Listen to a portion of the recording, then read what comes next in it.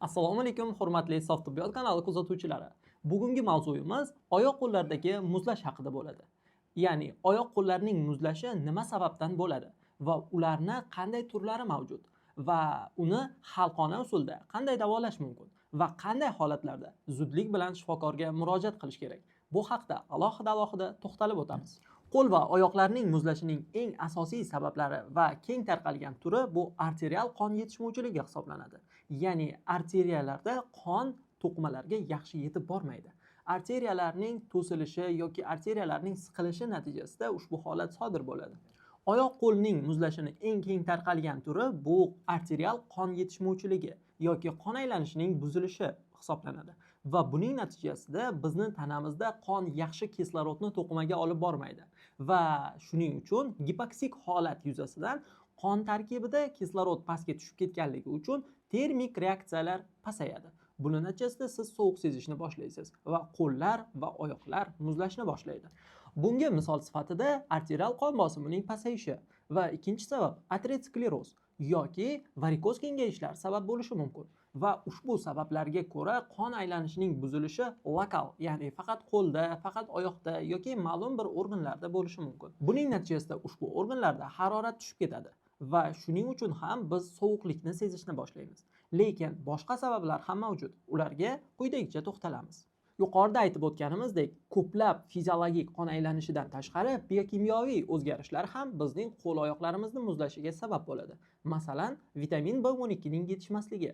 Vitamin B12 yetishmasligi natijasida bizning tanamizda metabolik jarayon pasayadi va to'qimalarga kirib kelayotgan moddalarning oqimi nisbatan sustlashadi.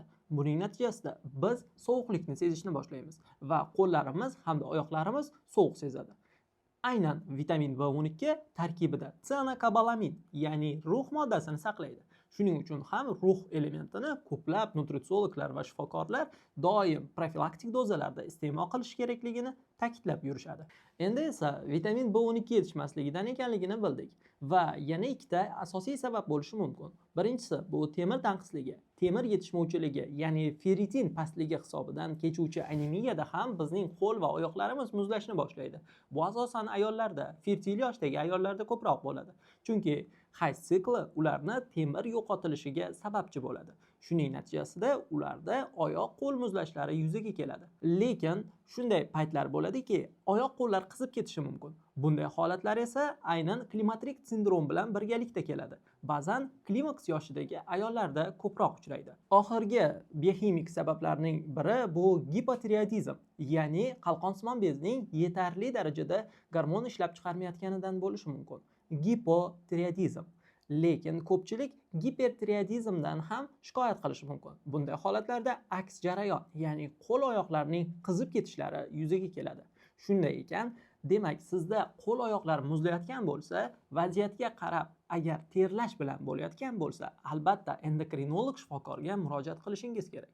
Va endokrinolog shifokor birinchi navbatda sizning qalqonsimon bezingizni tekshirib ko'radi va o'z xulosalari asosida sizni osonlik bilan davolashi mumkin. Uchinchi muhim sabab xalqimiz orasida hozirda keng tarqalayotgan nevrologik sabab hisoblanadi. Nevrologik sababning o'zi 3 ga bo'linadi. Birinchisi bu nevropatiyalar. Nevropatiyalar bo'lishi mumkin toksik nevropatiya, ya'ni qandaydir zahar ta'siri natijasida nerv oxirlarining zararlanishi.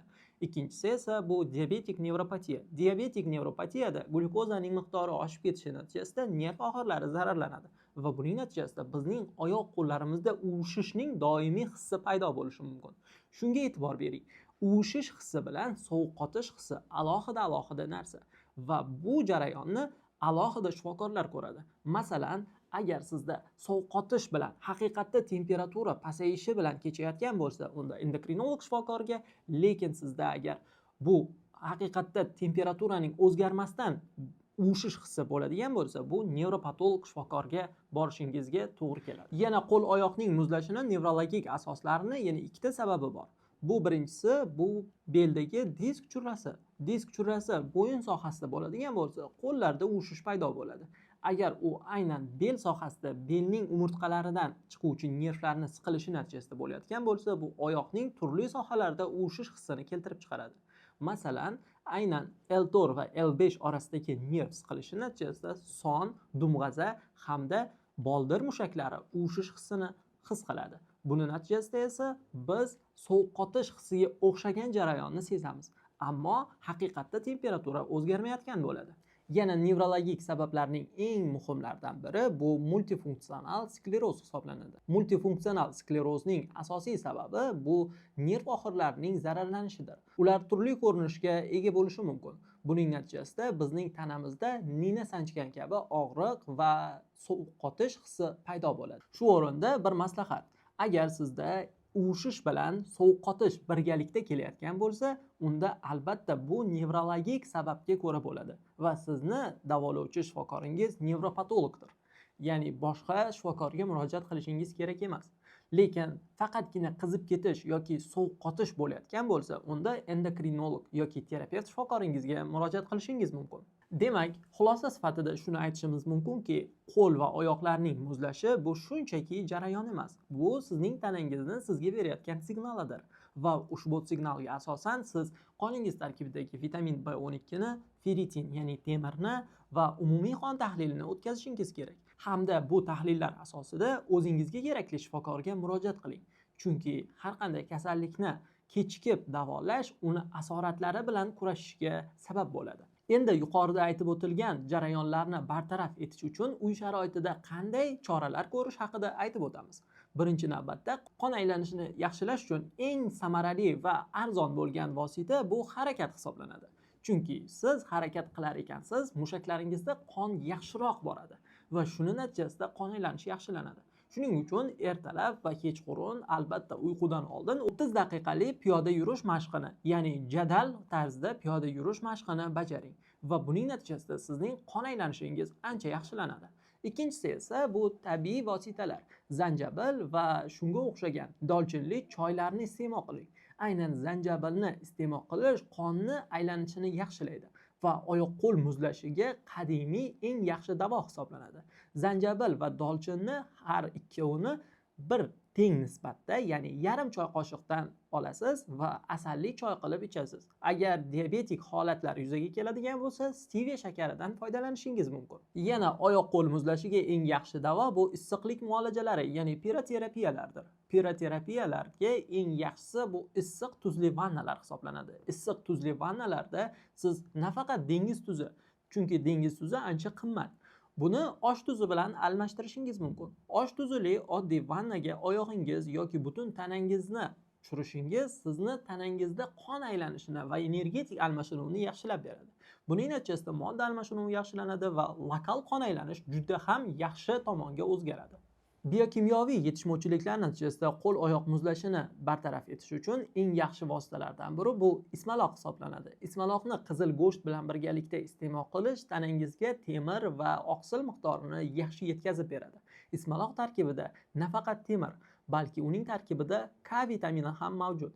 Bu esa sizning buyraklaringizda reaksiyalarni kuchaytiradi hamda kalsiy almashinishi, vitamin D almashinishi hamda temir almashinuvini yaxshi tomonga o'zgartiradi. Buning natijasida modda almashinuvlari kuchayadi va sizdagi qo'l-oyoq muzlash holatlari yo'qoladi. Undan tashqari xotira bilan bog'liq muammolar hamda B12 yetishmovchiligi bilan ketayotgan qo'l-oyoq muzlashida eng yaxshi davo bu tuxum sarig'ini iste'mol qilishdir. Ayniqsa bedana tuxumini iste'mol qilish. Bedana tuxumi tarkibida kaliy elementi hamda kalsiy juda ham ko'p miqdorda bor va B12 vitaminini eng yaxshi manbai hisoblanadi. Undan tashqari oddiy tovuq tuxumi ham juda ham yaxshi. Faqat tuxumning sarig'i to'q rangda bo'lishi kerak. Eng yaxshi muolajalardan biri bu quyosh vannalaridir. Quyosh vannalari maxsus vannalarda amalga oshirilmaydi. Shunchaki quyosh nurida tanani ochiq holatda ushlashingiz kerak va bu juda ham kuchli quyosh nurida emas. Shunchaki ertalab soat 10 dan 11:30 orasida bo'lishi kerak. Va ushbu davrda siz quyoshda toblanishingiz sizdagi vitamin D ni faollashtiradi. Chunki vitamin D 100 ming единицада ichsangiz ham quyosh nuri tushmasa u faollashmaydi. Mana shu narsaga e'tibor berish kerak. Endi eng muhim narsa, ya'ni sizning tanangizga kerakli narsalarga to'xtalamiz. Tanangizga eng kerakli qism bu nevrologik muammolarni bartaraf etuvchi choylar hisoblanadi. Bu choylarni uy sharoitida siz tayyorlashingiz mumkin. Ularning birinchisi bu dala choy, ya'ni zivirovoydir. Zivirovoy bu sizni tanangizni ancha tinchlantiradi, uyqungizni ravon qiladi va siz tanangizda gormonal balansni yaxshi ekanligini his qilishni boshlaysiz. Buning natijasida sizda moddalanishni yaxshilanadi hamda qo'l-oyoq muzlashlari yo'qoladi. Qon aylanishi yaxshilanganini hisobiga va qon tomirlarining spazmlari yo'qolganini hisobiga. Undan tashqari, uy sharoitida siz massajlar va ko'plab fitoterapiyadan foydalanishingiz mumkin. Agarda sizga bu qiziq bo'lsa, kommentariyada alohida fitoterapiya so'zini yozib qoldiring. Hamda biz alohida bu narsa bo'yicha sizga video tayyorlab chiqaramiz. Oxirgi tavsiyamiz esa yotishdan oldin iliq choy iching yoki limonli choy ichish juda ham maqsadga muvofiq bo'ladi.